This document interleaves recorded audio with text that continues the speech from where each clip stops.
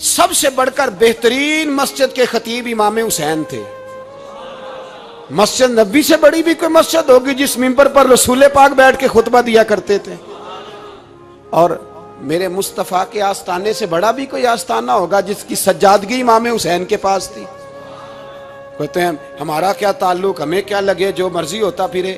یہ سنو، سب سے پہلے پاکستان نہیں، سب سے پہلے رسول اللہ کا دین ہے۔ اصل میں جاگ ہی نہیں رہا، میں جاگتا ہی نہیں، اور مجھے یہ اندازہ ہی نہیں کہ لیبیا سارا کٹ گیا، مصر کے ٹکڑے ٹکڑے ہو گئے۔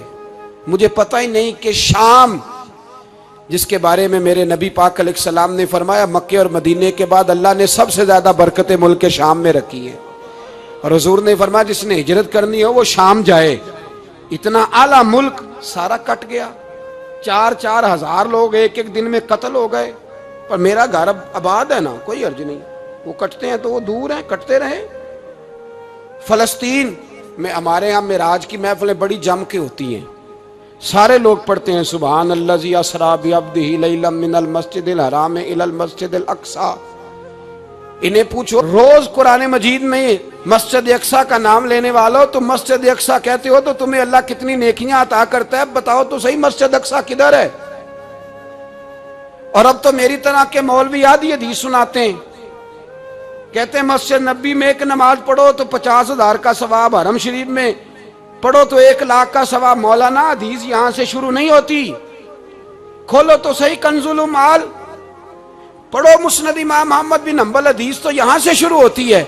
میرے نبی پاک نے فرمایا مسجد اقصی میں جس نے ایک نماز پڑھی 25,000 کا ثواب، اور میری مسجد میں جس نے ایک نماز پڑھی 50,000 کا ثواب، اور اللہ کے گھر بیت اللہ جس نے پڑھی 1,00,000 کا ثواب۔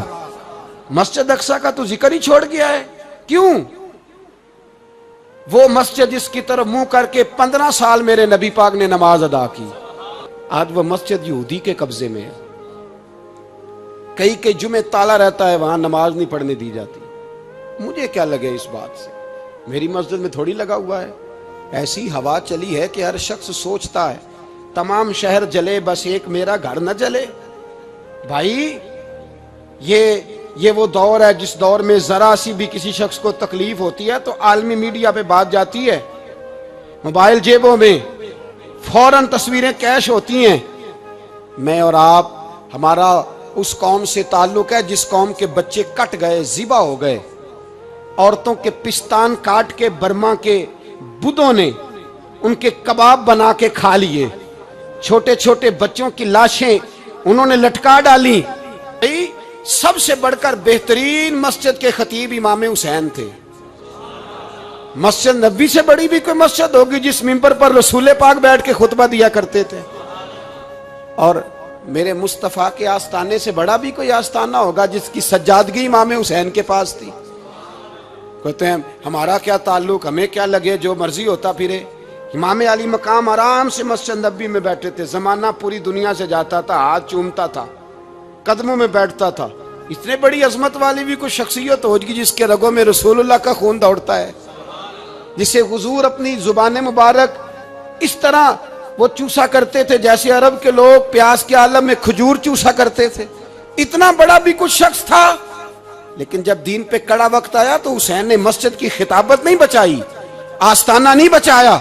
امام علی مقام نے کہا کوفہ لٹتا ہے تو لٹتا رہے، دمشق میں فساد ہوتا ہے تو ہوتا رہے، وہ ملک شام کی بچیاں رو رہی ہیں تو روتی رہیں کہ ہم پہ یزید قابض ہو گیا، میری مسجد آباد ہے، کافی ہے نا۔ امام حسین نکلے اور نکل کے کہنے لگے جنت البقیع والی جگہ پہ کھڑے ہو کے یا رسول اللہ میں جا رہا ہوں اور آپ کے لیے جا رہا ہوں، اس لیے کہ مجھے اس شام کو بچانا ہے جس شام میں رسول اللہ کا کلمہ پڑھنے والے لوگ بستے ہیں۔ مجھے کوفہ، دمشق، مصر کے لوگوں کو بچانا ہے۔ نانا تیرے کرم کے خزینے کی خیر ہو، میں جا رہا ہوں تیرے مدینے کی خیر ہو۔ نکل کھڑے ہوئے امام علی مقام، میدان میں نکلے، کس کے خلاف؟ بولے کون تھا یزید؟ مسلمان تھا۔ اس وقت تک تو سب نے مسلمان لکھا ہے، جس نے کافر کہا شہادت امام حسین کے بعد کہا۔ جرم کیا تھا؟ میری گردن جھک جاتی ہے جب میں یہ بات کرتا ہوں، ایمانداری سے کہہ رہا ہوں، جوش خطابت نہیں، میری گردن جھکتی ہے جب میں یہ لفظ ادا کرتا ہوں۔ امام علی مقام اس شخص کے خلاف نکلے، سارے خطبے امام حسین کے پڑھ کے دیکھو، امام حسین نے فرمایا یزید شرابی ہے۔ شرابی مسلمانوں کا حکمران ہو سکتا؟ آپ نہ بولیں بے شک، پر بات تو سچی ہے نا۔ امام حسین نے فرمایا شرابی کو ووٹ دیا جا سکتا؟ فرمایا رنڈیوں کا ناچ دیکھتا ہے جو مجرے دیکھے، جو رنڈیوں کے ناچ دیکھے وہ مسلمانوں کا حکمران ہو سکتا؟ امام حسین میدان میں نکلے اور 18 سال کے علی اکبر سے لے کر 6 مہینے کا علی اصغر دے دیا، لیکن شرابی کو برداشت، بے حیا کو برداشت تو میں کیسے کرتے؟ دوستی قاتل سے بھی، مقتول سے یارانہ بھی، اپنی جیب سے فلیکسیں چھپوا کے ظالموں جابروں بدماشوں کو ووٹ دیتے ہو۔ امام حسین کو تیری دیگ کی ضرورت ہے جو تو 10 محرم پہ پکاتا ہے، چاولوں کی ضرورت ہے جو تو نے 9 محرم کو پکائے، ان کو اس بریانی کی عادت تھی جو تو نے پکائی ہے۔ میرے گھر میں فلاں M N A M P A صاحب آ گئے تھے، امام حسین کے گھر کے اندر یزید نے پیغام بھیجا، اس نے کہا جیسے کہو گے کر لوں گا، جتنے پیسے کہو گے دے دوں گا، جتنی مسجدیں کہو گے بنوا دوں گا، جتنے ادارے کہو گے تعمیر ہو جائے، مجھے نہ چھیڑو۔ آپ نے فرمایا نا، مسجد مدرسے اس وقت آباد رہتے ہیں جب حکمران صحیح ہوتے ہیں، اور جب حکومتیں غلط ہوتی ہیں تو پھر مساجد آباد، پھر مدارس کی آباد کاری ہو ہی نہیں سکتی۔ میں دین میں نیا رکھنا کھول دوں؟ امام علی مقام کھڑے ہوئے، پر میں کیا کروں؟ حکومت کیا کروں؟ حکومت سے کیا کہوں؟ اگر میری ملت کے اپنے جوان کے موبائل میں رنڈیوں کا ناچ ہو تو 10 محرم کو تو امام حسین کربلا میں تڑپ جاتے ہوں گے۔ اگر 9-10 محرم کو جو نکلا امام علی مقام کی بات کرنے کے لیے، وہ نوجوان اگر سگریٹ کا، شراب کا، بدماشی کا عادی ہو تو حضرت علی اصغر کہیں گے نا میری قربانی کا کیا بنا؟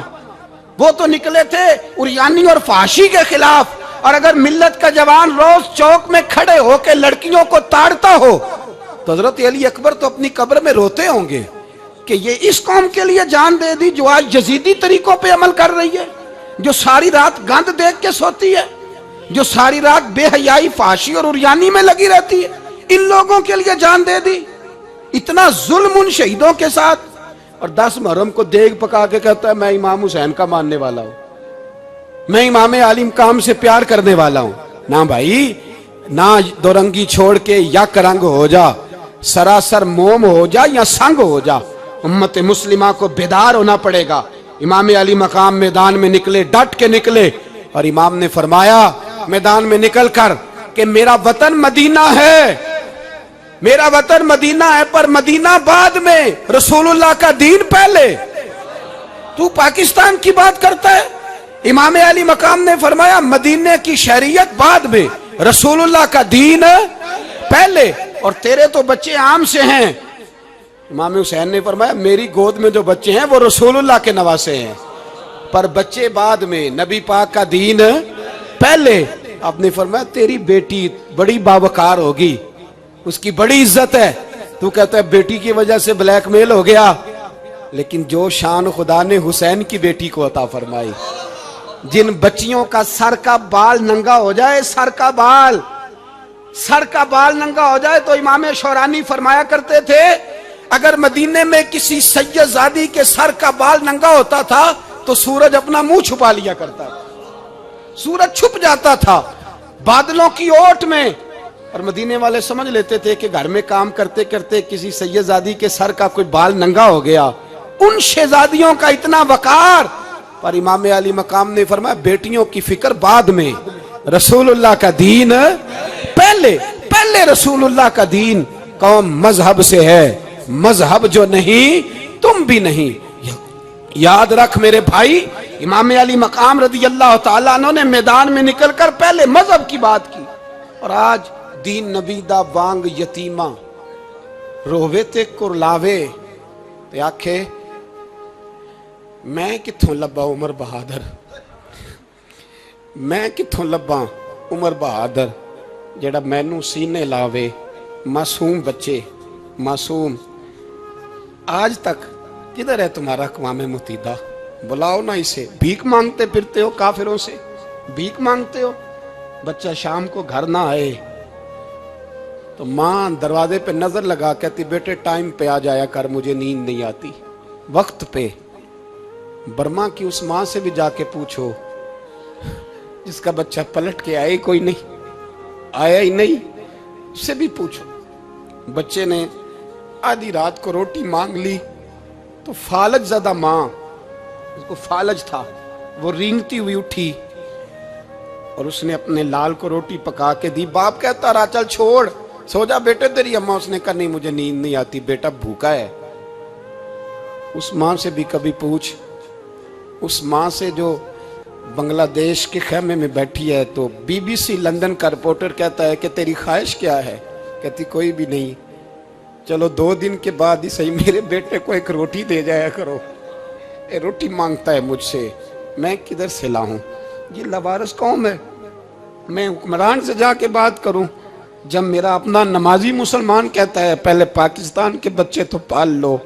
میرے بھائی تجھے خبر ہی نہیں. یہ تو جانا تو کبھی گنبد خضرا پہ, تو میرے مصطفیٰ نے فرمایا من ازا مسلم فقد ازانی. فرمایا جب میرا مسلمان تکلیف میں ہوتا ہے تو میں گنبد میں تکلیف میں ہوتا ہوں, مجھے درد ہوتا ہے, مجھے اذیت ہوتی ہے. پوچھ جا کے محبوب پاک سے. میرے عزیز کسی کو غم ہی نہیں ان لوگوں کا, کسی کو پرواہ ہی نہیں, کچھ سوچتا ہی نہیں ان کے بارے میں. میں اپنے گھر میں مست ہوں, آپ اپنے گھر میں مست ہیں. میرے رسول اللہ کی امت لٹ گئی ساری, جگہ جگہ تباہی. 1 انچ دھرتی پر زمین ایسی نہیں جو کافر کی ہو اور خون بہتا ہو. ایک ریمن ڈیوس امریکی کتا یہاں بند تھا مسلمانوں کے قتل میں. انہیں اپنی قوم کی اتنی فکر تھی وہ راتوں رات چھڑا کے لے گئے. لیکن میری اور تیری بہن عافیہ صدیقیہ سالوں سے بند ہے. تڑپ کے پوچھا ہے مسلمانوں نے کہ اس کی غلطی تو بتاؤ, اس کا قصور نہیں پر وہ بند ہے. کوئی نہیں بات کرنے والا, کوئی نہیں. مسجد جانے, جمعہ تو پڑھانا ہے, اس میں غرض نہیں درد ہے کہ نہیں کہ اس میں تو اتنا پتہ ہے 1 گھنٹے تقریر ہے کرنی ہے. پیر صاحب صبح سے شام تک تعویذ لکھتے, سیاستدان صبح سے شام تک جنازہ بھی تب پڑتا ہے کہ مجھے ووٹ ملیں گے. تاجر کہتا ہے بس دکان چلنی چاہیے, مر جائے میری طرف سے ساری دنیا. بس کرو, اس خول سے باہر نکلو. اے نوجوان مسلم, کبھی یہ تدبر بھی کیا تو نے وہ کون سا گردوں ہے جس کا ہے تو ایک ٹوٹا ہوا تارا؟ تو نے سوچا ہی نہیں کبھی, تجھے کبھی خبر ہی نہیں ہوئی کہ یہ کس قدر بڑا کام تھا؟ میرے رسول پاک صلی اللہ علیہ وسلم کے غلاموں جاگو. میں دعائی دیتا پھرتا ہوں, میں کہتا ہوں جٹ بن کے بڑا جی لیا, بٹ رائیں انصاری بن کے بڑا جیا. بس کر دو, بس کر دو. اب مسلمان بن کے جینا سیکھو. اب اپنی پہچان رسول اللہ کی غلامی بناؤ. اب کہو پہلے دین باقی ہر چیز بعد میں. بس کرو, بہت ہو چکا ہمارے ساتھ, اب تھوڑا جاگو. علاقہ تک قبرص فتح ہوا, تمام لوگ نعرے لگا رہے ہیں. حضرت ابو ذر غفاری کونے میں بیٹھ کے رونے لگ گئے. مسلمانوں کو فتح ملی, سب لوگ نعرے لگا رہے ہیں, خوشی ہو رہی ہے کہ علاقہ فتح ہو گیا. حضرت ابو ذر غفاری رونے لگے اور تڑپ کے روئے. لوگوں نے کہا ابو ذر کیوں روتے ہو؟ آپ فرمانے لگے یہ لوگ برسوں سے قابض تھے اس شہر پر, یہ جن لوگوں سے آج ہم نے لیا ہے یہ برسوں سے, دل کے کانوں سے کھل سننے والی بات ہے. فرمانے لگے یہ برسوں سے قابض تھے, انہوں نے اللہ کی نافرمانی کی ہے تو آج علاقہ ان کے ہاتھوں سے نکل گیا ہے.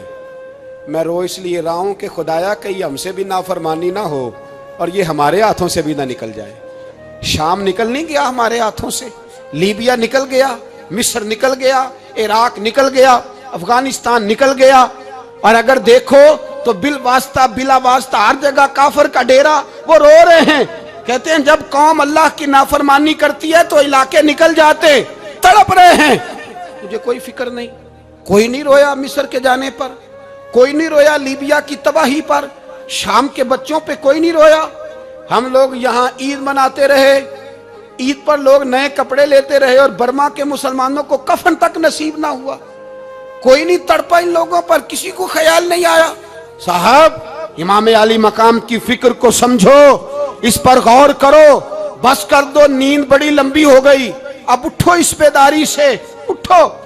जब कौमें नाफरमानी करती हैं तो मुल्क छिन जाते हैं, और काफिर बारी बारी करके बारियां लगा रहा है, बारी बारी। तुम्हें कई दफा धमकियां दे चुका है, वो तुम्हारा नंबर कई दफा लगा चुका है। अब ख्वाब गफलत से उठ जाओ, आग पैरों तक आ गई है, ऐसा ना हो जला डाले सारा कुछ। हजरत सैयदना अबू ज़र गिफारी रो के फरमाया करते थे, जब तुम नाफरमानियां करोगे तो इलाके तुम्हारे हाथों से निकल जाएंगे। सो निकल गए। मौला अली शेर खुदा का शहर नजफ कई दफा बम की नजर हुआ। इमाम अली मकाम के करबला में अब तक कई दफा जंगें हो चुकी, इसलिए कि हम नाफरमानी करते हैं, इलाके छिन जाते हैं। तू दुआ भी नहीं मांगता मेरे भाई मुसलमानों के लिए, तू दुआ भी नहीं मांगता। इमाम हुसैन मैदान करबला में थे। एक रावी कहता है 3 दिन पानी बंद रहा है, रोटी बंद रही है, पर कुरान पाक की तिलावत 1 मिनट के लिए भी बंद नहीं हुई। दुआ और इल्तजा 1 मिनट के लिए भी बंद। हुसैन के खेमे से ये आवाज बार बार आती रही, या अल्लाह इस्तकामत भी दे और सब्र भी अता फरमा। दुआ का रास्ता बंद, तिलावत बंद नहीं हुई, अल्लाह की बारगाह में सजदे बंद नहीं हुए। तू छोड़ गया, तू दुआ तक नहीं मांगता। दुआ तो इनकलाब बर्पा कर देती है, दुआ तो हालात बदल देती है, दुआ तो तब्दीली ले आती है। कोई बैठा हुआ मुझे दूर दुआ देता है, बस दुआ देता, फकत दुआ देता है। कोई बैठा हुआ मुझे दूर दुआ देता है, मैं डूबता हूं पर समुंदर उछाल देता है। ओ भाई तू दुआ भी छोड़ गया। पहली बात आपकी खिदमत में यह है कि जागे, मुसलमान बने। दूसरा कुछ नहीं कर सकते तो दुआ तो कर सकते हैं ना, दुआ का रास्ता अपनाएं। और फिर मेरे नबी पाक अलैहिस्सलाम ने 2 बातें फरमाई, कान खोल के सुन लेना। 2 बातें हुजूर ने फरमाया, एक वक्त आएगा कि मेरी उम्मत के खिलाफ काफिर एक दूसरे को आवाजें देंगे, आओ मुसलमानों को मारें, आओ मुसलमानों। तो सहाबा ने कहा, या रसूलल्लाह क्यों, हम थोड़े हो जाएंगे? फरमाया, नहीं, तुम बहुत ज्यादा होंगे। 56 इस्लामी मुल्क हैं दुनिया में, कितने बोल के बताना है? इतना सा बर्मा है, किसी गैर मुस्लिम का कुत्ता मर जाए तो ये चीख पड़ते हैं, और यहां कहती है अक़वाम मुत्तहिदा कि जी वो हमें दाखिल नहीं होने दे रहे। तो बंद करो फिर सलामती कौंसिल, तहलील कर दो, अक़वाम मुत्तहिदा खत्म करो। अगर तुम्हारी को सुनता नहीं तो बनाई क्या है? सिर्फ मुसलमानों को प्रेशराइज करने के लिए। और हमारे मुसलमान भीख मांगते फिरते हैं, कहते हैं कहा है हमने अक़वाम मुत्तहिदा से। अब तुम अपने लिए काफिर से भीख मांगोगे, काफिर से भीख मांगोगे? मेरे अजीज नबी पाक अलैहिस्सलाम ने फरमाया, काफिर एक दूसरे को बुलाएंगे, मुसलमानों को मारे। या रसूलल्लाह हम थोड़े होंगे? फरमाया बहुत ज्यादा होंगे। तो हुजूर क्या होगा? फरमाया तुम्हें वाहन हो जाएगा। या रसूलल्लाह वो क्या है? फरमाया दुनिया से प्यार हो जाएगा, मरने को दिल नहीं करेगा। दुनिया से और मरने को उस वक्त समझ लेना काफिर तुम पे हावी है। मैं अपना अंदाजा करूं, आप अपना करें। मुझे दौलत से कितना प्यार है और आपको कितना प्यार है। जाग के सुने ये लफ्ज रसूल पाक के सल्लल्लाहु अलैहि। हुजूर ने फरमाया जब तुझे दुनिया से प्यार हो जाए, दौलत से प्यार हो जाए, इक़्तिदार से प्यार हो जाए, और जब तुझे मौत बुरी लगने लगे, तेरा मरने को दिल ना करे, फिर काफिर तेरे ऊपर चढ़ आएगा। हजरत उमर शहीद, हजरत उस्मान, जनाब अली, इमाम हसन, इमाम हुसैन, अली अकबर, अली असगर, हजरत अब्बास, हजरत साद बिन मुआज, हजरत अमीर हमजा, मुसअब इब्न उमैर। मेरे महबूब ने तो लिस्ट बनाई शहीदों की, लिस्ट बनाई शहीदों की। शहादत से प्यार किया रसूलुल्लाह सल्लल्लाहु अलैहि वसल्लम के गुलामों ने, प्यार किया शहादत से। इसीलिए तो काफिर उठ नहीं सका कि शहादत से हजरत साद बिन मुआज रदी अल्लाह तआला अन्हु को जख्म लग गया, जंग से जिंदा आ गए, लेकिन जख्म है, रो के कहने लगे महबूबा सारे शहीद हो गए, मैं ऐसे ही रह गया। हुजूर ने फरमाया नहीं, रब तुझे भी शहादत की मौत ही अता फरमाएगा। उसी जख्म में पर्दा हो गया। मेरे भाई हजरत अमर बिन जमू रदी अल्लाह तआला अन्हु 4 बेटे लेके ओहद के मैदान में आए। कहा महबूबा मेरे 4 ही थे, मैं सारे ले आया हूं, सारे ही कबूल है? और मैं ठीक है। پھر خود بھی زرہ پہن لی. ایک ٹانگ سے لنگڑے تھے, ٹانگ چھوٹی تھی. حضور نے فرمایا تو نے کیوں لباس پہن لیا ہے؟ کہا حضور میں نے بھی تو جہاد پہ جانا ہے نا. تو حضور نے فرمایا تیرے 4 بیٹے جو جا رہے ہیں. تو کہا یا رسول اللہ کیا لنگڑے جنت میں نہیں جا سکتے؟ حضور لنگڑے اللہ کو قبول نہیں, میں نہیں جا سکتا. تو میرے نبی پاک صلی اللہ علیہ وسلم نے فرمایا نہیں, جنت تو تیرا انتظار کر رہی ہے. کہا حضور پھر میں بھی جاؤں گا, بچے جائیں گے تو میں بھی جاؤں گا. میرے بھائی مرنے کو دل ہی نہیں مسلمان. میرے نبی پاک صلی اللہ علیہ وسلم نے فرمایا جس کے دل میں کبھی شہادت کی آرزو پیدا نہیں ہوئی, اس کے سینے میں دھڑکنے والا دل مومن کا ہے ہی نہیں, وہ تو منافق ہے. جو کبھی دین کے رستے میں شہید ہونے کو, میرے بھائیوں دین کو بڑی ضرورت ہے, بڑی ضرورت ہے, بڑی. اے خاصائے خاصان رسول وقت دعا ہے, امت پہ تیری آ کے عجب وقت پڑا ہے. وہ دین جو بڑی شان سے نکلا تھا وطن سے, پردیس میں وہ آج غریب الغربا ہے. فریاد ہے اے کشتی امت کے نگہباں, بیڑا یہ تباہی کے قریب آن لگا ہے.